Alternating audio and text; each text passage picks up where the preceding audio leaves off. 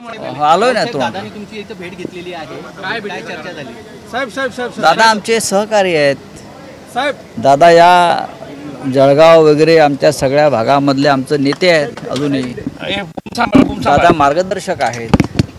त्याच्यामुळे दादा संपर्कात असतात, बोलतात. दादा अजून थकलेलं नाही तेवढंच मला माहिती आहे.